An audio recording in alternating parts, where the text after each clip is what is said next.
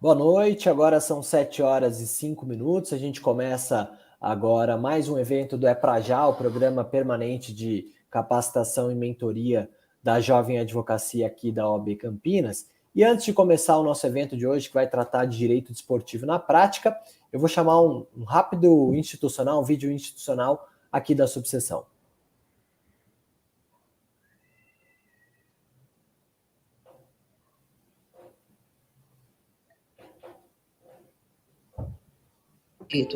Estes são direitos fundamentais. É lei. Todos temos direito ao acesso à justiça e à solução de conflitos. Estes são direitos fundamentais da sociedade e da cidadania. E para exercê-los, consulte sempre uma advogada ou um advogado. Eles são os profissionais que têm conhecimento, estudam as leis e podem atuar de maneira efetiva e qualificada na sua defesa, na aplicação da justiça, trabalhando pelas pessoas. Uma sociedade justa depende de garantirmos os direitos de cada um de nós. OAB Campinas, por uma advocacia forte e valorizada.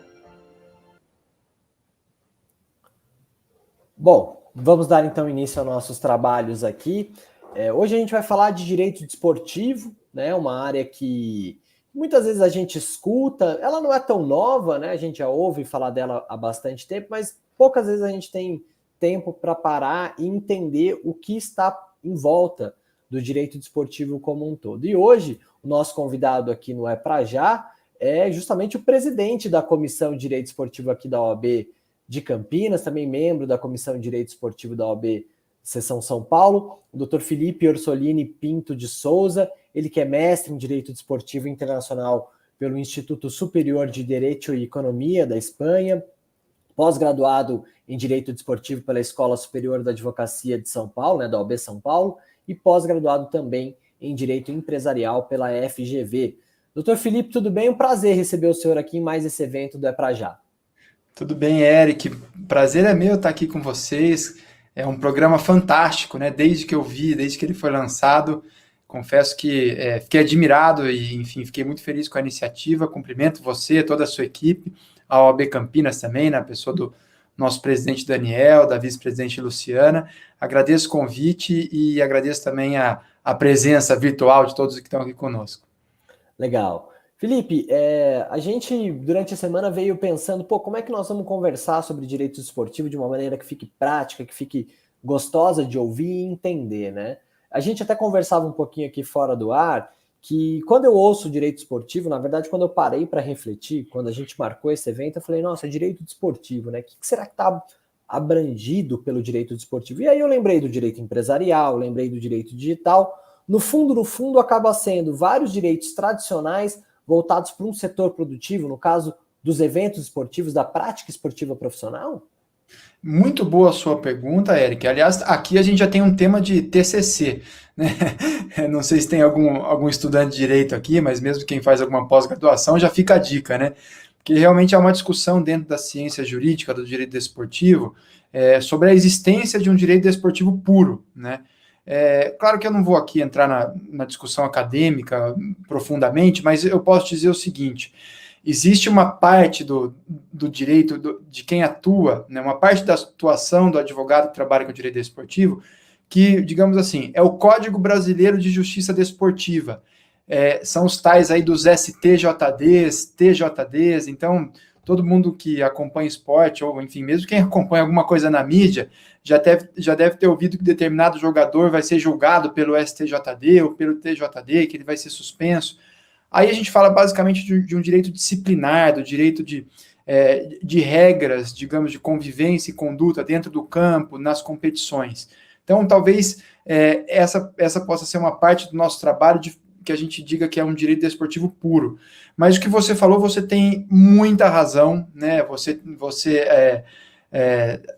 entendeu, né? Compreendeu um pouco do nosso dia a dia da atividade do direito desportivo, porque a gente acaba dialogando, né? A gente trabalha com o mercado do esporte, digamos, mas a gente traz todas as áreas. Então, se você me permite, eu dou aqui alguns exemplos, né? Então, por exemplo, quando a gente fala de direito civil, né, nós temos ali no direito civil a descrição das pessoas jurídicas, dentre as quais as associações, Hoje, a grande maioria dos nossos clubes são constituídos como associações de fins não econômicos, né, que antigamente eram as associações sem fins lucrativos.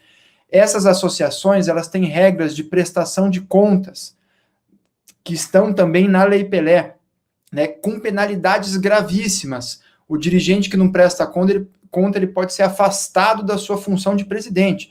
Você, me permita a expressão, você derruba um presidente se ele não prestar contas, que é uma regra associativa, né?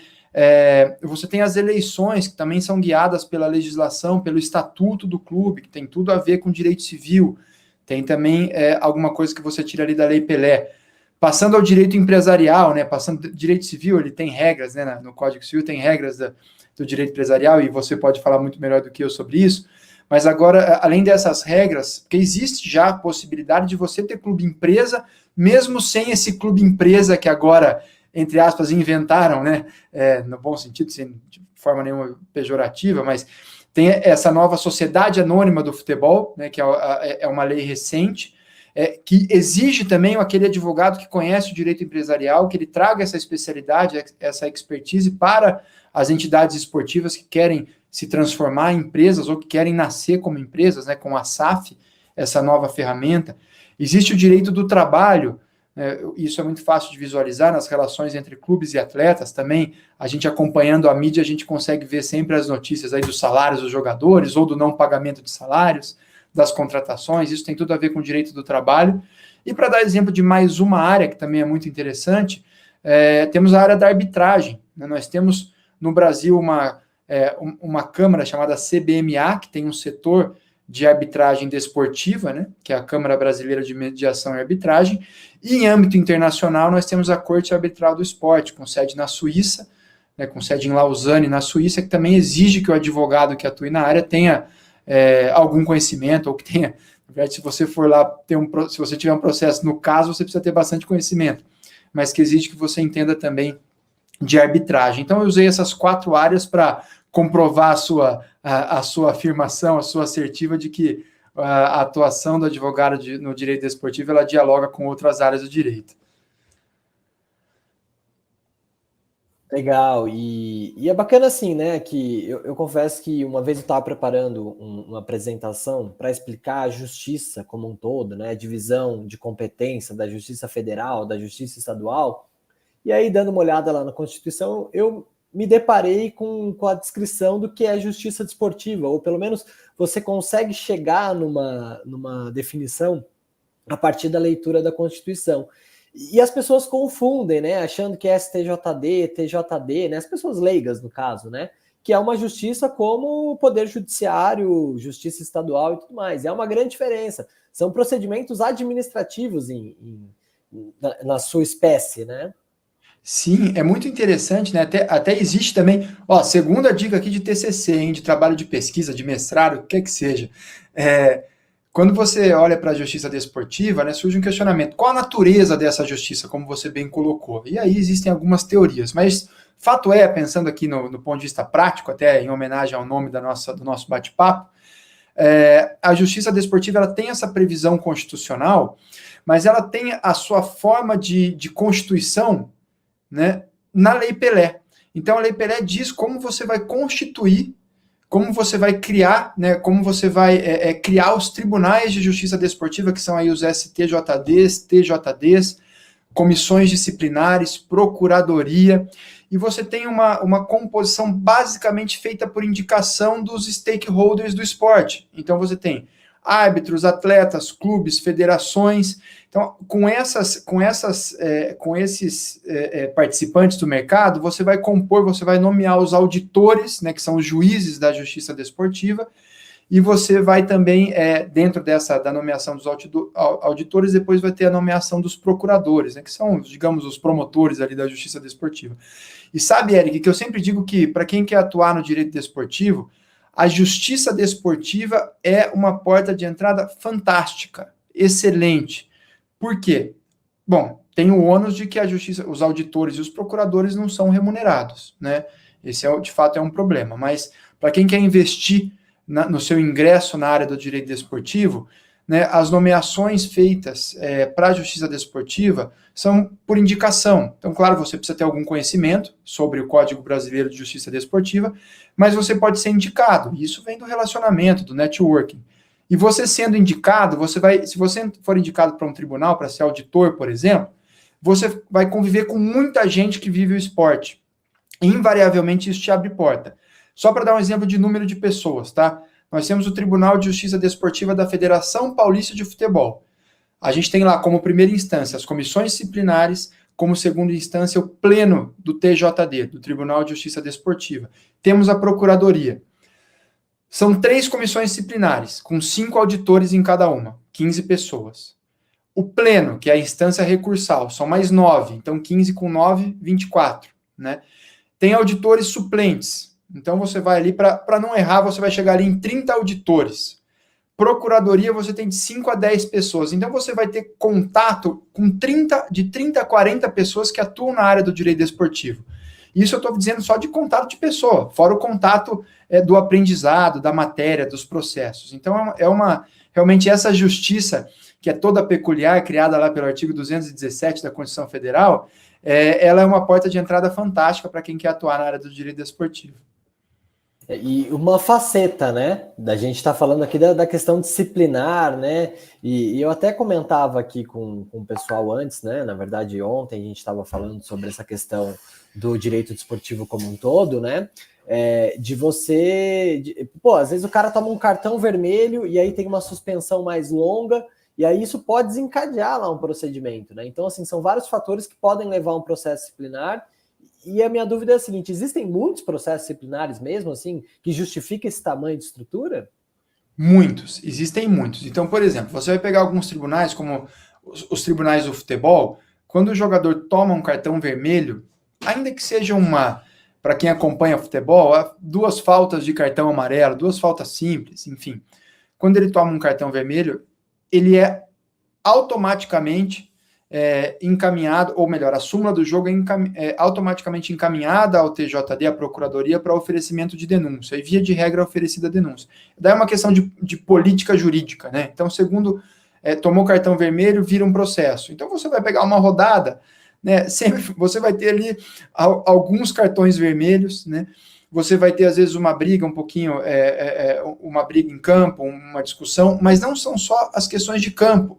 Você pode ter discussão sobre regularidade de registro do jogador. Quem acompanha futebol, especialmente, já deve ter ouvido, poxa, quando que é a janela de transferência? Quando que um jogador pode sair do Brasil para ir para outro país ou voltar para o Brasil? Tá no BID, não tá no BID? Exatamente. Então, entrou no BID, pode jogar, tem condição de jogo. Até porque tem uma peculiaridade muito interessante, Eric. Lá no artigo 28, parágrafo 5º da Lei Pelé, tem a previsão de que o atleta ele tem 2 vínculos. Ele é um trabalhador, mas ele tem com o clube 2 vínculos. Um é um vínculo trabalhista, o vínculo empregatício que nós conhecemos desde a faculdade. E o segundo, que é acessório ao vínculo trabalhista, é o vínculo desportivo. E quando você entra na seara do vínculo desportivo, você tem que observar os regulamentos das competições. Então, quando ele pode ser transferido de um clube para o outro, quando ele pode passar por uma transferência internacional, quando ele tem condição de jogo, porque pode ser que ele tenha o vínculo empregatício constituído, ele seja empregado do clube, mas não pode jogar.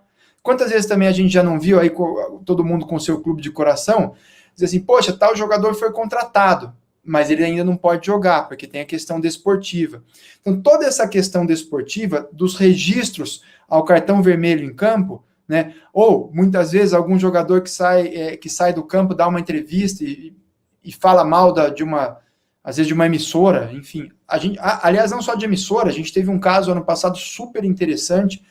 Quem não ouviu desse caso, pesquise.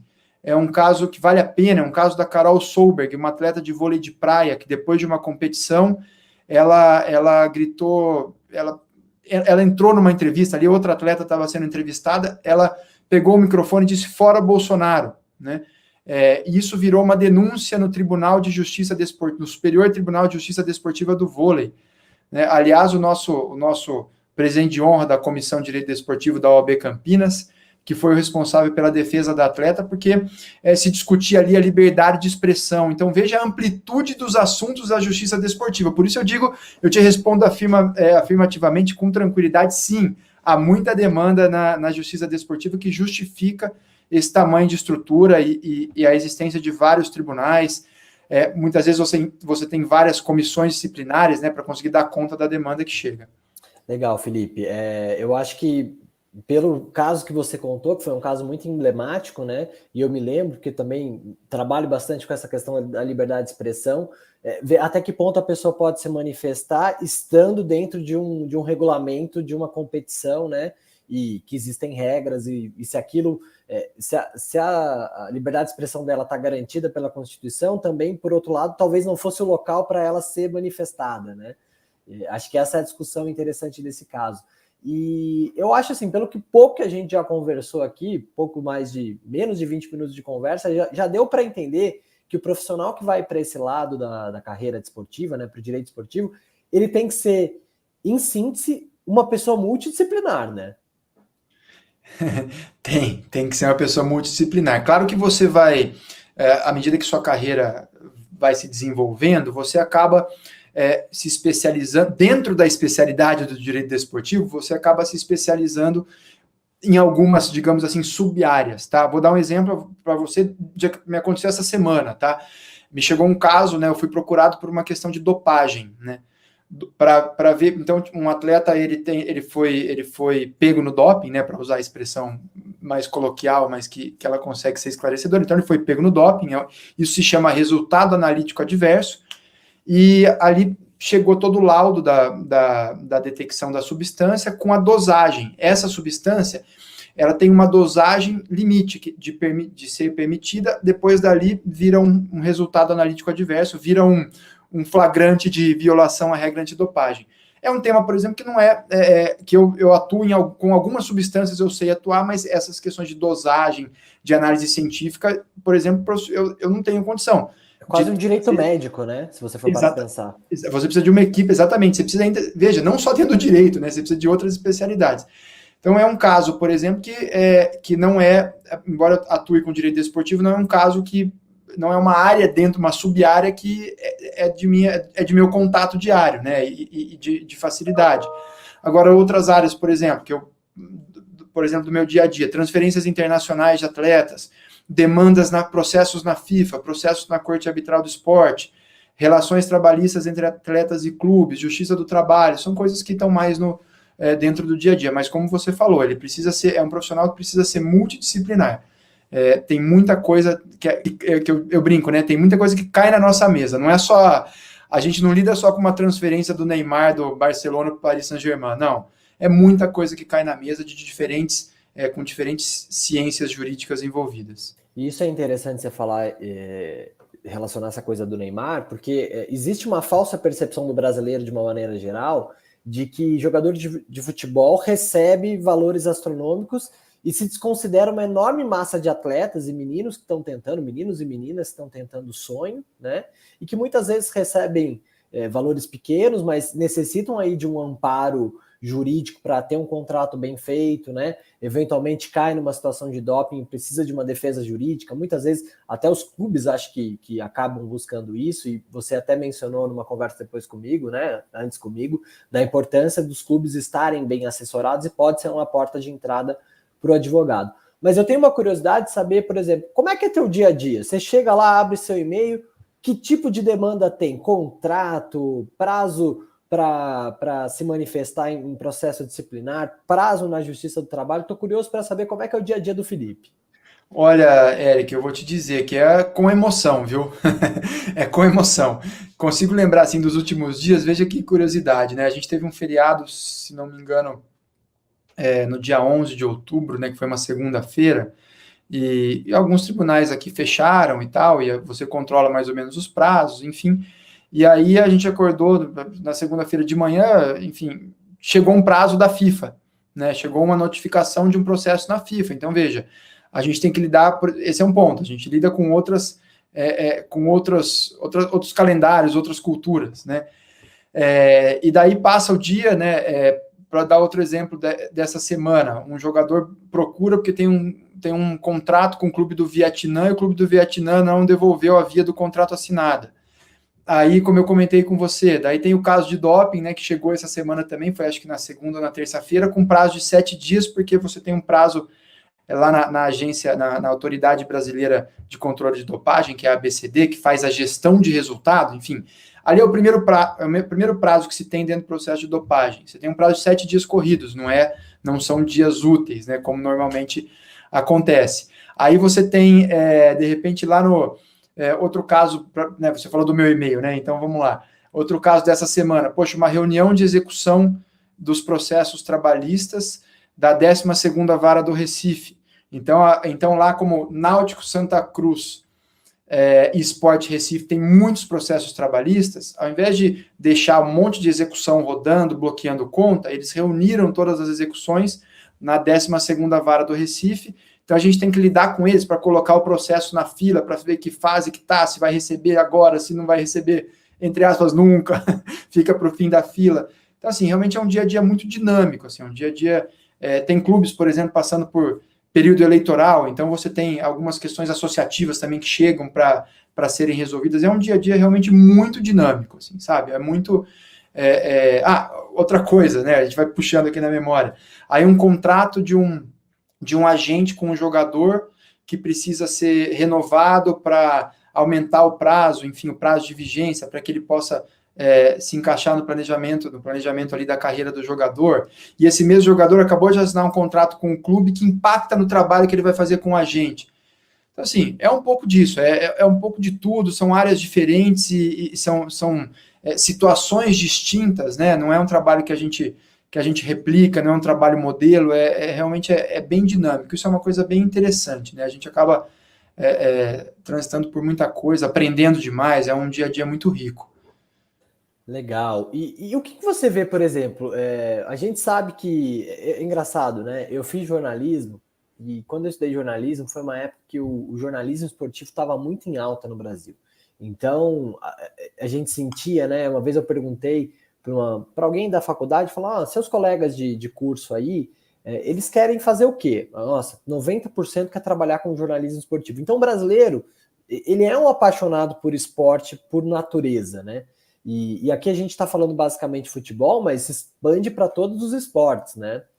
E que existem lá, que são regulamentados e tem uma estrutura de federação, confederação e de justiça desportiva. Mas eu fico pensando o seguinte, não é uma coisa que surge automaticamente no profissional do direito, né? Apesar do esporte ser uma paixão nacional, muitas vezes não é uma coisa que está no nosso radar do jovem advogado que está saindo da faculdade, né? Do estudante de direito, de ir para essa área, que me parece, pelo que você pouco falou aqui, nós temos vários agentes envolvidos, né? Os clubes, os jogadores, os agentes, as confederações, enfim. A gente pode trazer essa paixão do esporte também para a nossa atuação jurídica profissional, né? Não tenha dúvida. Aliás, eu vou responder, eu vou comentar o que você disse, falando de duas coisas, né? Primeiro, a gente está falando de futebol e, obviamente, eu acabo também, muitas vezes, quando eu vou falar sobre direito desportivo, especialmente na ideia de hoje, que é, de certo modo, apresentar ou né, aprofundar um pouquinho no que é isso, né? Do que faz quem trabalha com isso. Mas eu dou o meu exemplo, eu venho do basquete, né? A minha história, na verdade, o que me trouxe ao direito desportivo foi a prática esportiva, né? Eu joguei basquete dos 7 aos 22 anos, eu joguei até o último ano da faculdade de Direito, e quem vive com esporte, na verdade, olha, é muito difícil ficar longe, realmente é uma paixão de quem não vive, né? De quem só assiste, né? Imagina de quem vive, de quem sente, de quem experimenta o esporte, realmente era natural. Na verdade, honestamente, eu não tive muita escolha. Acho que o esporte me escolheu quando eu tinha 7 anos e eu tenho 37 hoje, então foi há 30 anos. Então eu tenho certeza que se eu viver mais 50, 40, tomara que eu viva mais uns 200 anos, mas o tempo que eu viver, eu tenho certeza que o esporte vai estar comigo. Então, de novo, foi o basquete que me apresentou tudo isso, né? E hoje eu atuo com futebol, mas atuo também bastante com basquete, tá? Vôlei, futsal, outras modalidades, mas o basquete foi o meu início e até hoje eu tenho uma atuação, eu diria que boa parte do meu tempo é dedicada ao basquete. E você falou a questão do direito desportivo, que as pessoas gostam, mas muitas vezes não pensam nessa área. De fato, porque não é das áreas mais tradicionais, Muitas vezes, eu digo hoje, eu trabalho com direito desportivo, as pessoas, opa, como assim direito desportivo? Não é todo mundo que sabe. Muitas vezes até os advogados falam, mas como assim? O que tem no direito desportivo? Né? Então, realmente, talvez eu diria um desconhecimento do que se pode fazer nessa área, e tem também o fato, que é muito simples e objetivo, é que nem todas as faculdades possuem direito desportivo na sua grade. Algumas como matéria optativa. Em São Paulo, nós temos já algumas faculdades como matéria obrigatória, né? Mas ele não tem na faculdade. Então, é uma matéria, é uma área que você precisa buscar. Você precisa querer ir além, sair do seu período de aula, de estudo, para buscar se aprofundar, né? Quando eu me interessei e comecei a buscar o direito desportivo, que foi quando eu fiz faculdade, né, de 2002 a 2006, era muito mais difícil do que hoje. Hoje, nesse mundo pós-pandemia, né, dentro da pandemia, já estamos passando, graças a Deus, né, se Deus quiser passando dela, hoje qualquer pessoa que der um Google vai achar um evento, vai achar uma palestra, vai achar às vezes um evento completo de direito desportivo. Vou dar um exemplo até, se você me permite. O ano passado tenho a honra de ser conselheiro do Instituto Brasileiro de Direito Desportivo, e houve no final do ano uma conferência internacional falando sobre basicamente FIFA, né? E eu inclusive presidi um painel com uma advogada da FIFA, um advogado argentino que é árbitro do CAS. O evento está integralmente e gratuitamente disponível no canal do IBDD. Então, vejam, é uma riqueza. Hoje você consegue ter acesso, mas, de fato, você precisa ir além do seu período de estudo. Eu estou falando de estudante, né? Que é o primeiro, que seria a porta de entrada, assim, onde as pessoas conheceriam, em tese, o direito desportivo. E é uma fase que, né, normalmente, as pessoas mais jovens não têm tanta coisa para fazer, que nada é muito importante, mas as pessoas têm muita coisa para fazer. A gente já passou por isso também. E, às vezes, as pessoas não buscam, né, abrir um pouco, expandir um pouco o horizonte. Para quem já é profissional e ainda assim quer migrar de área, quer se aprofundar no direito desportivo, da mesma forma, né? Tem esse conteúdo disponível, hoje dá para ter acesso. Vou dar o exemplo também, a nossa comissão de direito desportivo, com toda a liberdade concedida pelo Daniel, pela Luciana, tivemos 24 datas em 3 anos, 24 eventos, entre casos práticos, encontros, simpósios, congressos, falando de direito desportivo, né? Então, hoje dá para ter acesso, dá para buscar, mas eu acredito que esse entendimento, poxa, será que tem alguma coisa para fazer nisso, né? E a ausência da matéria de faculdade acaba afastando algumas pessoas. E também não é uma coisa que, às vezes, as pessoas acham que vai ser muito simples, né? Porque pensa o seguinte, qual é a primeira lei que a pessoa vai ter que trabalhar, vai ter que ver quando ela trabalha com direito esportivo? Acho que você já meio que citou aí por cima, que talvez seja a Lei Pelé. Né? Talvez ler a Constituição lá, ver o que fala de justiça desportiva, depois ir para a Lei Pelé e depois ir atrás dos regulamentos e daquilo que envolve a competição, enfim, o esporte e as confederações, as federações envolvidas naquele esporte que você eventualmente quer trabalhar. Mas é fácil de achar, basta procurar, acha, né? O que você acha, então? Aí vamos tentar... A pessoa está vendo aqui hoje a palestra. Opa, será que ele caiu? Acho que o Dr. Felipe, ele caiu. Vamos ver se ele vai voltar aqui. Enquanto isso, eu vou aproveitar e vou compartilhar aqui a tela, porque eu estou, inclusive, com o artigo da Constituição que fala sobre a justiça desportiva. Deixa eu colocar aqui. A Andressa vai entrar em contato aí com o Dr. Felipe para falar com ele, ver se ele consegue voltar. O artigo 217 que o Dr. Felipe estava falando, e ele diz aqui, o Poder Judiciário só admitirá as ações relativas à disciplina e às competições esportivas após esgotarem todas as instâncias na Justiça Desportiva regulada na lei. E a Justiça Desportiva terá o prazo aí de 60 dias contados da instauração do processo para proferir uma decisão final. Ou seja, vai precisar primeiro passar pela Justiça Desportiva para depois você poder regularizar a situação ou tentar discutir o seu direito no Poder Judiciário. Por isso a importância, né, da Justiça Desportiva para quem atua nessa área. Bom, desculpa, Eric. Voltou, doutor Felipe? Voltei. Eu fui abrir o chat aqui e eu apertei um botão errado. Perdão, mas estou aqui e eu ouvi você falando, eu ouvi você comentando do artigo e da Justiça Desportiva. Acertei? Desculpa, mas eu perdi só o comecinho. Você mencionou qual exatamente o seu comentário? Desculpa. Não, eu comentei que o artigo 217 aqui da Constituição, ela dá um baita poder para a Justiça Desportiva, que diz que primeiro você tem que discutir tudo na esfera administrativa da Justiça Desportiva para depois provocar o Poder Judiciário, e tem esse prazo de 60 dias. Então, quando você pensa no esporte e no tanto de demanda, o quanto que isso é analisado pela Justiça Desportiva para depois você chegar no Poder Judiciário, né? É verdade, e digo mais, a questão dos 60 dias, né? Existem alguns processos na Justiça Desportiva que demoram mais que 60 dias. A maioria demora menos, tá? A maioria aconteceu alguma coisa nesse final de semana, em 10 dias está julgado e em execução de decisão. Mas ainda assim, essa questão dos 60 dias, ela realmente põe esse limite, né? Ela impede o acesso ao Poder Judiciário com esse poder constitucional, como você disse, e ela concentra muito trabalho dentro da Justiça Desportiva. Então, ela eleva realmente a Justiça Desportiva, porque não é... E ela não exclui a apreciação do Poder Judiciário, mas ela cria uma etapa anterior. E nem poderia, né? Nem poderia, sem dúvida, nem poderia. E é muito interessante também, Eric, veja, a importância do esporte, né? Que eu gosto também de falar um pouco disso. A gente, às vezes, se habitua a trabalhar com esporte de alto rendimento, né? Com atletas profissionais, enfim, mas a gente não pode esquecer, né? Veja a relevância do esporte na nossa Constituição. Aliás, em primeiro lugar, nós temos o esporte na Constituição. Segundo, ele está no mesmo capítulo em que estão saúde e educação. Então, saúde, educação e desporto. Então, veja, ele foi alçado ao texto constitucional e na condição de direito fundamental. Então, veja a relevância do esporte na nossa sociedade. Naturalmente que essa base constitucional, ela acaba que se dilui ou ela replica na legislação infraconstitucional, e a gente tem realmente uma estrutura bastante interessante, bastante relevante, com muito trabalho dentro do direito desportivo.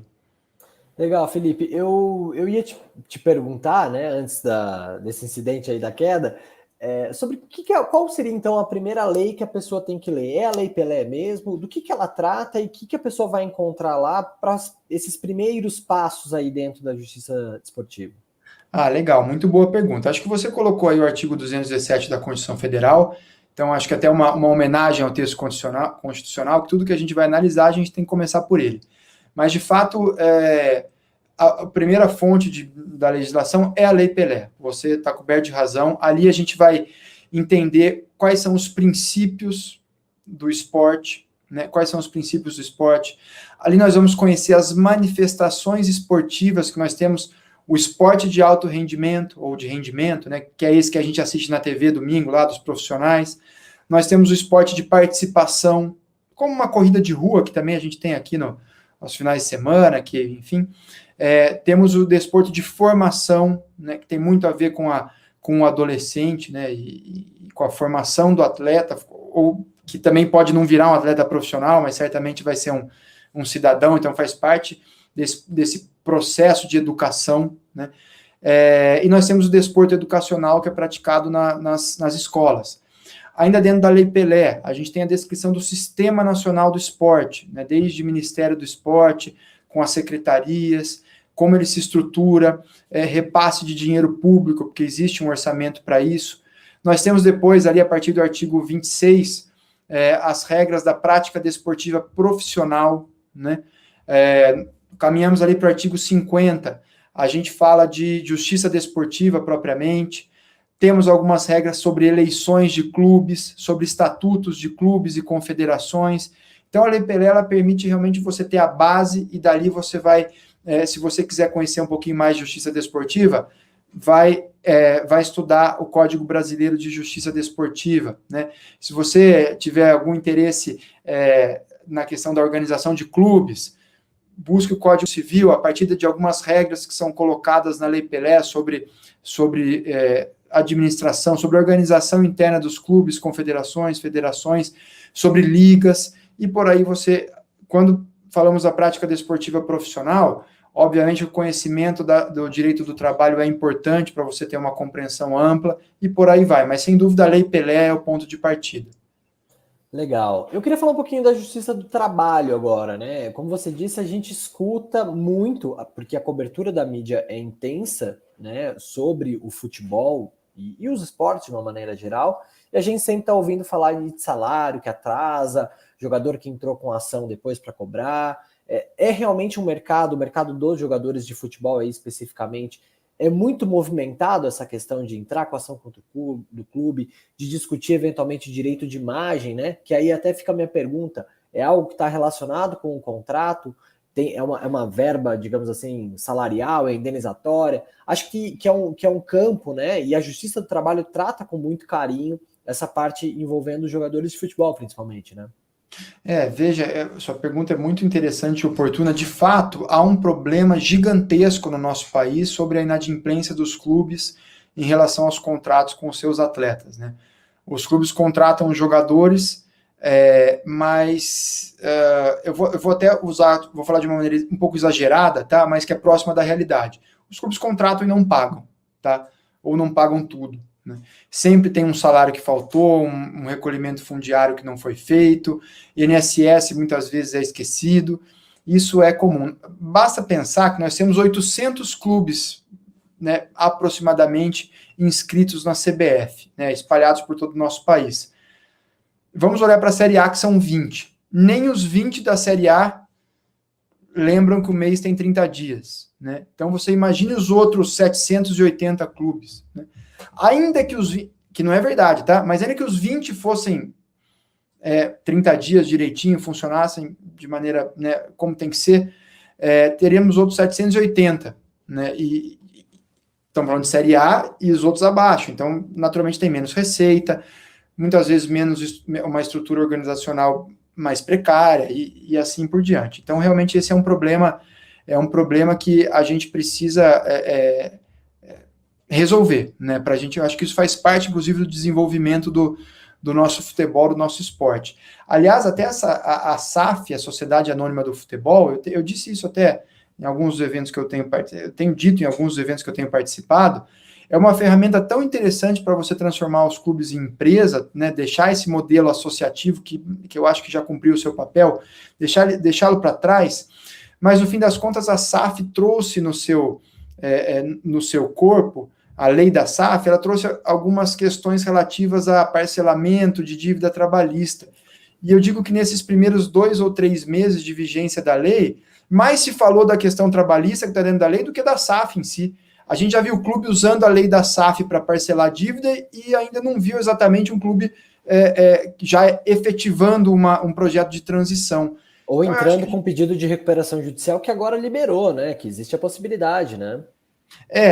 Já tinha um caminho aí das associações, inclusive instituições de ensino, né?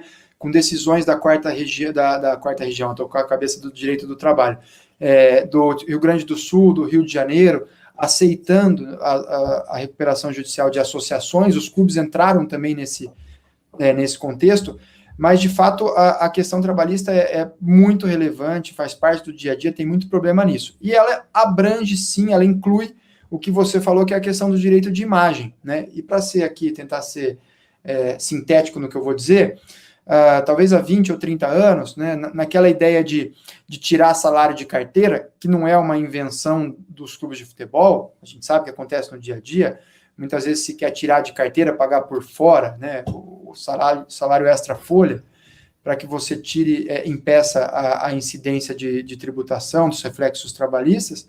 Num dado momento se entendeu que os jogadores teriam ali uma imagem a ser comercializada e começaram a utilizar o contrato de imagem para pagar parte dos salários. Eu digo a você, nós temos um artigo na Lei Pelé, o artigo 87A, que ele diz que é possível a celebração, ou que é possível a licença de uso de imagem do atleta em favor do clube empregador, desde que o valor pago a título de imagem não ultrapasse 40% do total da remuneração. No meu entendimento, na minha opinião, são raríssimos os casos em que o pagamento por direito de imagem ele é legítimo, né? Para mim, na grande maioria dos casos, ele é um subterfúgio para evitar a incidência dos consectários trabalhistas. E eu me explico, né?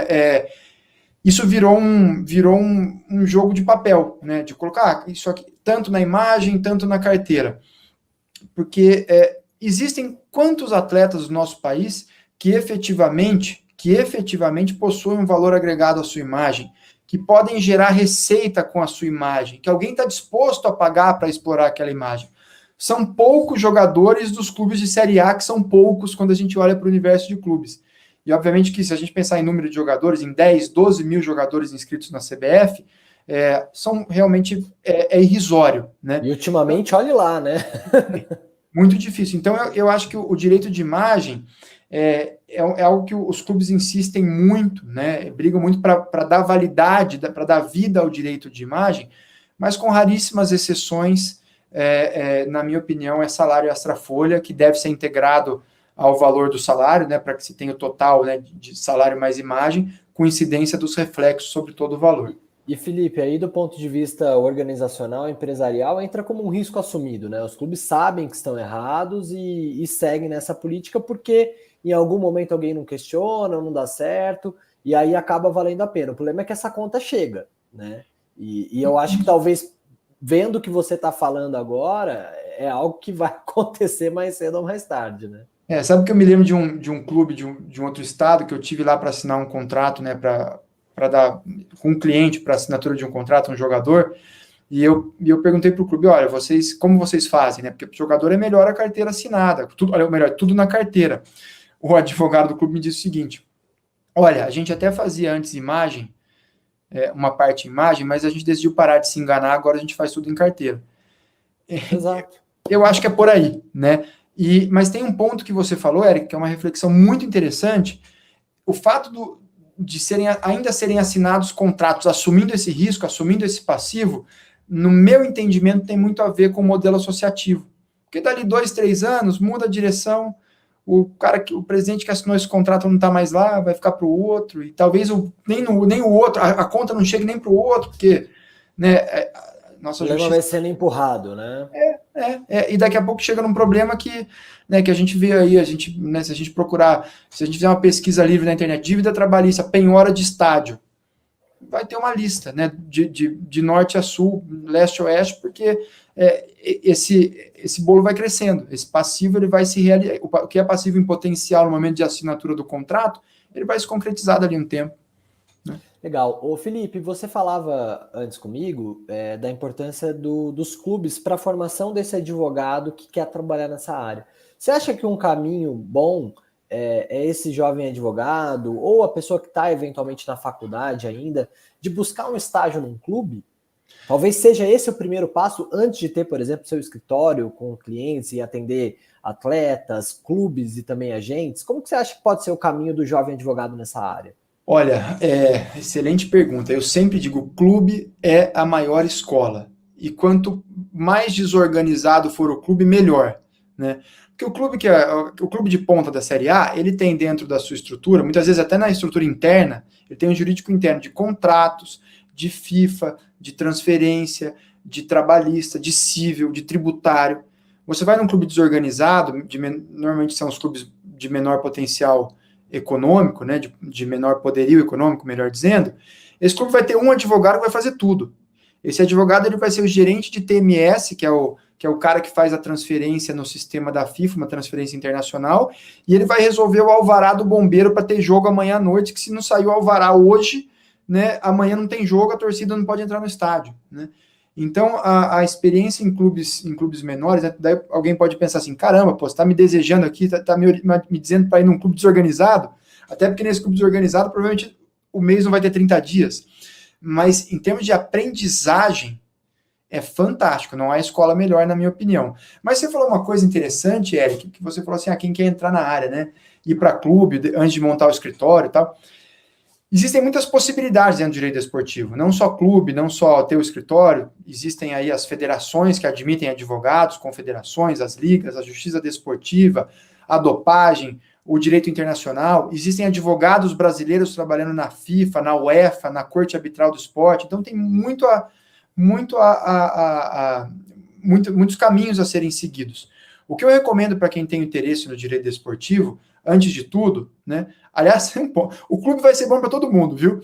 Mas eu digo assim, que é muito importante, seria muito interessante, justamente fazer uma autoanálise, né?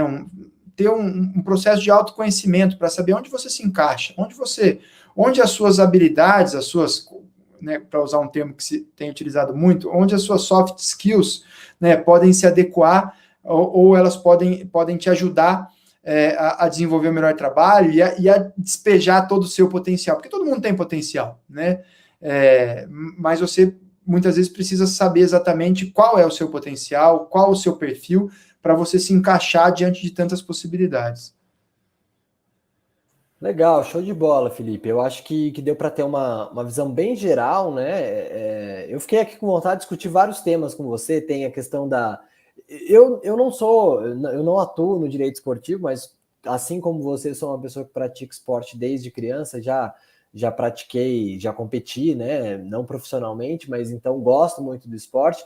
E fiquei pensando aqui em quanta coisa legal dá para fazer dentro dessa área, mas eu não conheço, sou um completo leigo, por isso minhas perguntas aqui foram totalmente de leigo, sem nenhuma pretensão de esgotar qualquer assunto ou fazer alguma reflexão mais profunda. Mas eu fiquei pensando aqui nessa questão do clube empresa, o quanto que dá para discutir, né, essa questão da organização societária do clube, né, se do ponto de vista empresarial, associativo, a questão do direito de arena, né, que deu uma confusão nos últimos anos aí, a gente viu grandes emissoras perdendo contratos, deixando de transmitir alguns jogos por causa de uma medida provisória que depois virou lei, né?